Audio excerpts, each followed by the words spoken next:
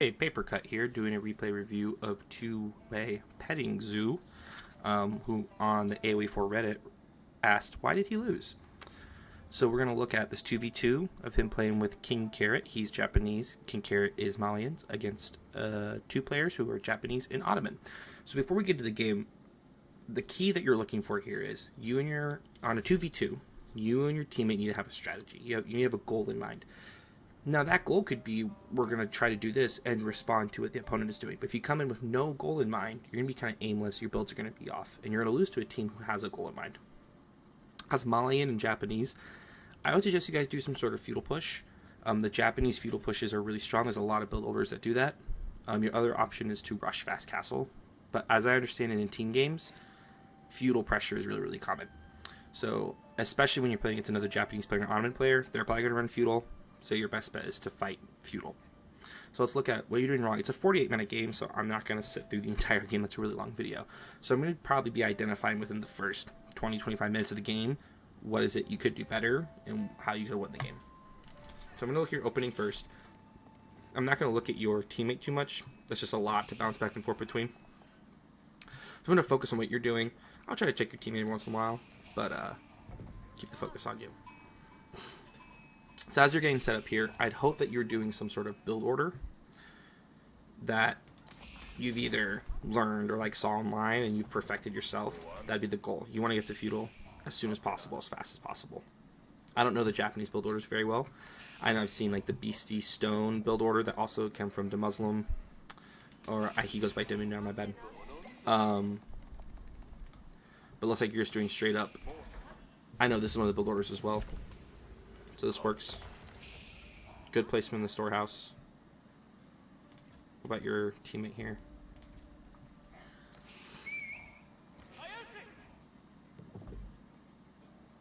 So how's your teammate not up and now? He should not be going up with 13.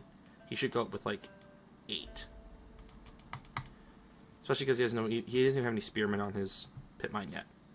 The Ottoman spearmen, I mean. He should be going with 8. 11, he's losing resources that way. I'm sorry, my phone just buzzed. But I like how you checked out your opponent's base, which he appears to be doing the same build order as you. I'm guessing you're doing the Oga Badesha rush, however you say them. You realize you really need to see the Ottoman player's base as well. I'll be predicting that. Now, your guys' unit comps. If you're going to play together, one, you should always be trying to attacking together. When you're playing a team game, attacking together is key. Because if you attack separately, you'll just get one of you will get run over by a team that does play together. So your goal should be a comp that works well together. If you're going to do Anabadesha, I would suggest your ally does javelin throwers. If you guys run a javelin thrower Anabadesha comp, I think that'd be really strong. Because the javelin throwers kill archers, and your Anabadesha basically clean up everything else in large numbers. You're getting the stone. I'm guessing that's to go up to Daimo Manor. Okay, so first, this wall. What is this wall doing? If you're going to wall is a use of wood, right? That's resources that could be another barracks. That could be a house. That could be upgrades. That could be units. So when you are building walls early, that doesn't make any sense to me. Because you're the one being aggressive. You're going to get to him first. And so if you want to build a wall, sure, build a wall, but build a wall with purpose. This isn't protecting anything. He would run around and check the back anyway.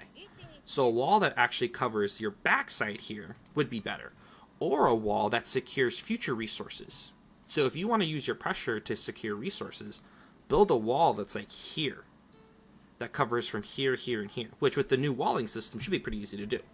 But you could have walled here with your pressure, and now you've protected deer, stone, gold, relic, stone, all these wood lines. Use a wall to protect resources or to protect a key resource now. This doesn't protect anything. This is a waste of wood. It's small, but it really matters. See, this wall kind of makes sense for your ally because he's protecting this gold mine, but actually he could have just walled here and protected this berries and protected this stone and this gold, things like that. So if you're going to be the aggressor, which you are right now, you guys are the aggressive ones, if you're going to wall smartly. Second, look at what your ally's attacking. One, if he's going to attack, his scout should be up here with him. His scout is back here, I think. Where is his? Yeah, his scout's just sitting right here. His scout should be up here with his Musafati. And second, running Musafati doesn't make sense to me. Why are we running Anabadesha and Musafati? See? Both your units die to archers. And would you Ottoman love to run? Archers. Look how many... One thing you can tell is, if you want to know what your opponent's running, one, check what has he dropped, but two, check his resources. You already see he has a bunch of guys on wood. He's probably going archers. And so you yourself as Malians want to get javelin throwers and nip that in the bud. I like, okay, he's rotating to the gold. That's good. Same thing here. You knock him off gold, but then why are you destroying this?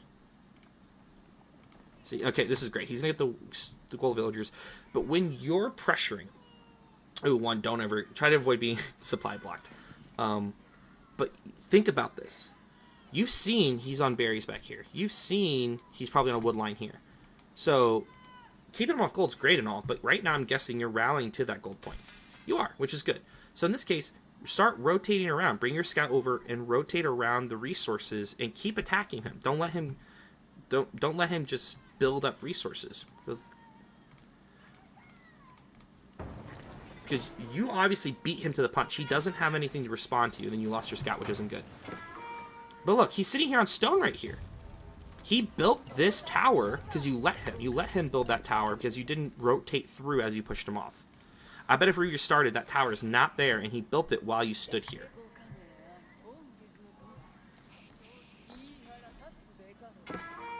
Go kill that. Beautiful.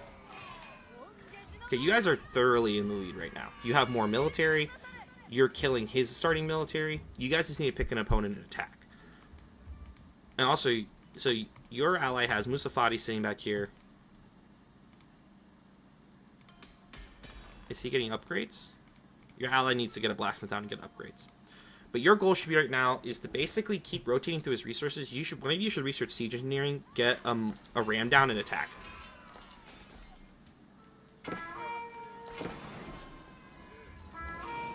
Yeah, see, this isn't doing anything.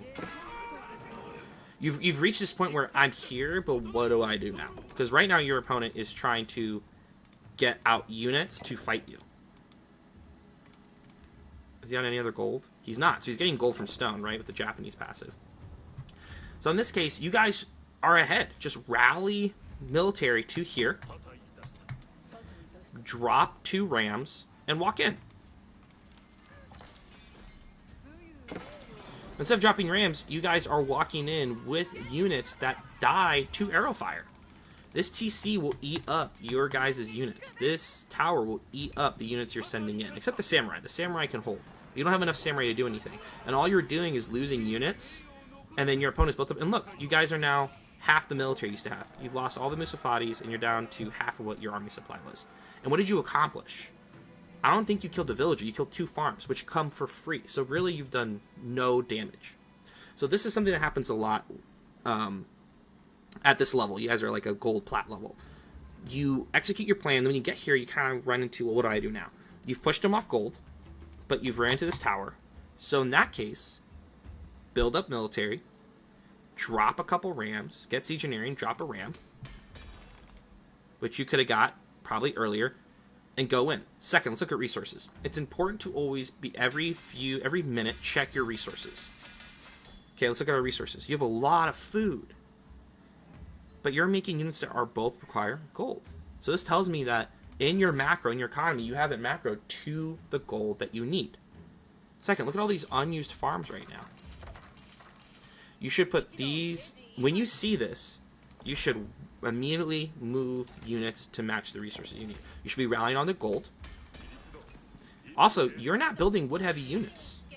You're building gold-heavy units. So having 10 on wood doesn't make any sense unless you want to go rams, but you don't have siege engineering.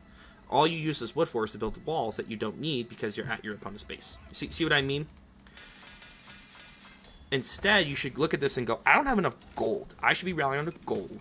I should move a few of my food villagers onto gold because I have more food than I need. Obviously, I need more gold. So checking your resource and asking, what's my goal? If my goal is to make units and my units are gold-based, I need more gold. Move your villagers and do so. But you notice, see, then Ottoman player has gone archers. So the question is, what's your guys' response? Onabade should actually do well against archers if you have enough of them. Oh, great. So your ally's done a javelin thrower switch, but his javelin throwers aren't here. So if his javelin throwers are here, you guys are ready to go. Your ally needs... Look, okay. One, your ally is kind of failing right now. He has 1,000 wood that he's not using. That wood should be used to, one, get on a second pit mine. He should be getting double the gold. Two, he could be putting up ranches and getting cows for free food. Two, he's way behind on villager production, which tells me that at one point he forgot to make villagers for a while. But look, he is making javelin throwers 6 at a time, and he can make 6 more. He needs more production. So a key, if you work with this guy a lot, if this is someone you play with a lot, give him this tip. My guy, you need... Oh, he got the bug, I think. That sucks. Yeah, Malian has this bug where sometimes it thinks you have 2 pit mines. Oh, that sucks. I'm sorry that happened. But anyway,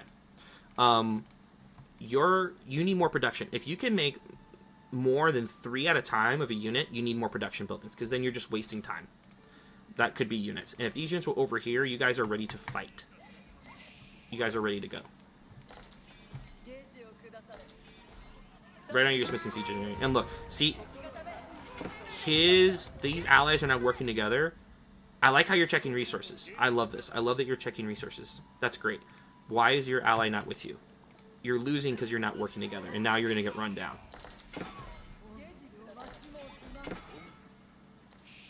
Okay, your ally really needs to target fire archers with his javelin throwers.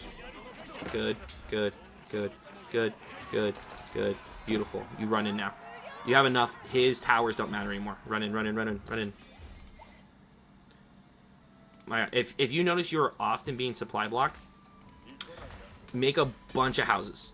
Make a bunch of houses. 2, you need iron undermesh. If you at any point are playing against someone who's running archers, get iron undermesh. It is a huge, huge difference. It is a massive difference. So please get iron undermesh. But if you notice you're getting supply capped and you have 600 wood, shift queue 4 houses. Like, just get them out of the way. 2, I would have your TC on a hotkey that you're constantly checking. I have mine on the side of my mouse, which when I check my TC to check villagers, it forces me to look at my resources and check my economy and make sure I'm not ever getting supply blocked. So my suggestion is you put all your barracks on a hotkey so that you're making as many units as possible. 2, make sure that you also put your TCs on a hotkey, and you can actually preset that. Oh, look at this find. This is huge right here. Anyway, and you're always checking your TC, 1, to make sure you're making villagers, but 2, to make sure that you're balancing your eco. Because now you have so much wood. What are you going to use this wood for? You're not making any wood units. And now, okay. You notice your opponent has also started making archers. You have 20 military. He only has 13, 18, 24. So yeah, your ally is failing you. Basically, he has so many resources that aren't units, and now he's getting pushed. And this is happening because he does not have enough production. And he should be getting more resources. He could have 5 or 6 ranches up with cows right now and just be booming on resources.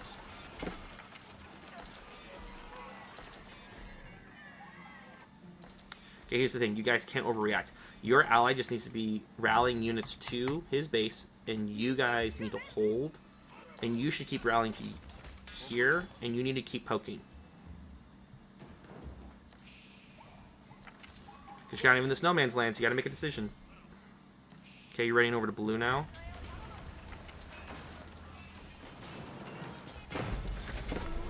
And your opponent reaches Castle Age. Yeah. And now you're in a rough spot because now has Janissaries. This dive is all well and good. And you kill villagers, which is all well and good, but you lose your entire military in the process, 1.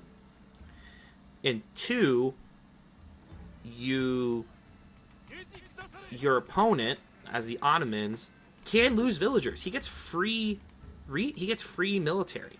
So killing his units doesn't actually affect him a crazy amount, because he still can get free units. Here's the thing. If someone hits castle, you should dive him, which you did. But if you notice he has significant military here, you walk. Because this military is now what you need to use to defend so you can get to castle. Once again, let's look at our resources. 1,895 wood. I want you to imagine. Imagine this wood was food and gold instead. You could be in castle right now. You could have triple, quadruple the size of your military right now. So what's that's telling me is that you're not constantly checking your resources and going, am I split my villagers correctly? If I'm making gold and food units, do I need 16 on wood? That's the question you ask yourself and adjust. Good find. But this is why you should run groups of 2 to 3 on Abadesha just around their bases at all times. Constantly just have 2 or 3 on Abadesha and just do this shift-click attack. But you know he's back here. Send more units. And see this wall? This wall would be better if this wall was wide instead of long. Because you're losing all these resources here.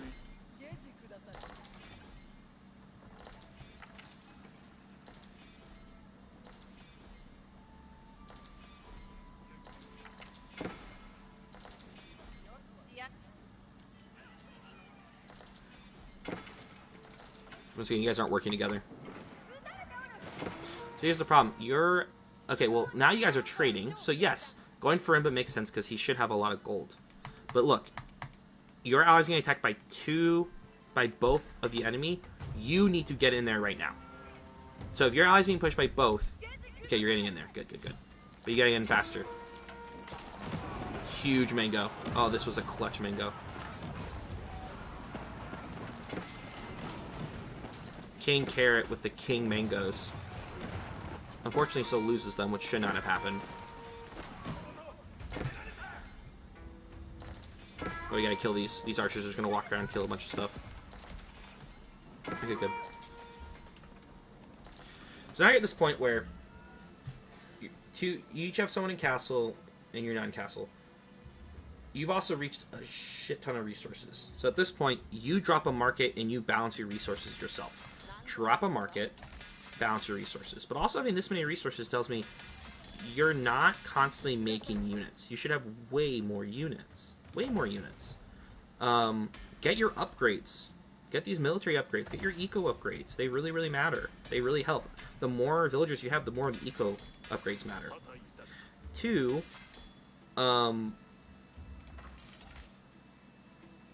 if you have this many extra resources, drop a market and balance your resources. You could drop a market, sell all your wood, buy food, and go up to castle right now.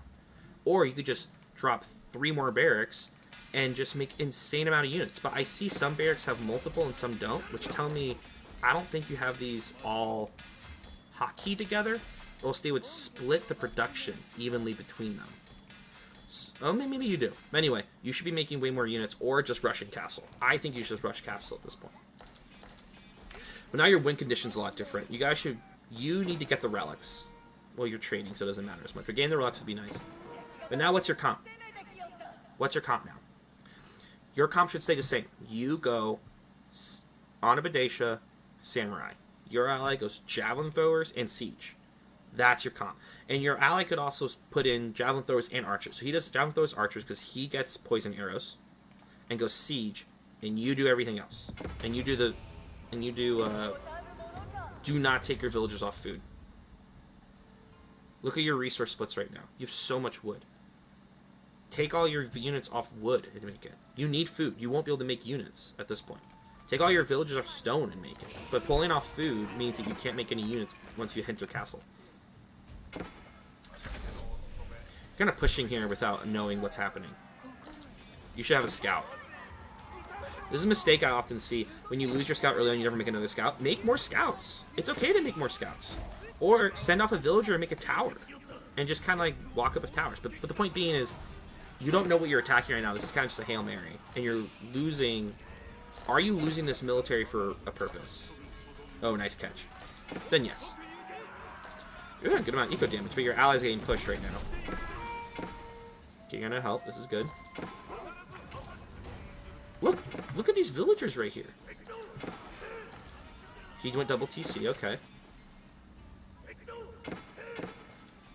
But once again, you're not attacking with your ally. You and your ally are not in sync. So ever since your first fight, basically, you and your ally have not been in sync, which means your attacks aren't really having a finishing blow. Let's look at the eco damage. 43 villagers. 67 villagers. 83 villagers. 66 villagers. So once again, your ally is forgetting to make villagers constantly. Look, he's not making villagers right now. So your ally needs to make villagers and fight with you. You're leaving units around. You need to work with your ally and attack with knowledge. Send out a scout. But you actually did a lot of eco damage, which was really good.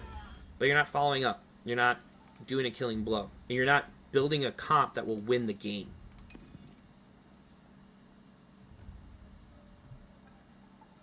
Yeah.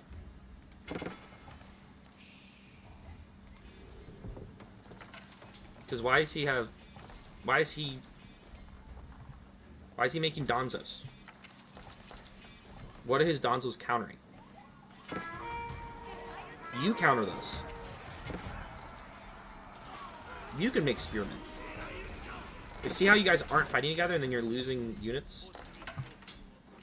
So you've stonewalled this up, but he can still make ramps. He can, like, he's coming in right now. You didn't wall off your trade. If you have this trade going, you never set up a... Now you are. Okay. He went Imp.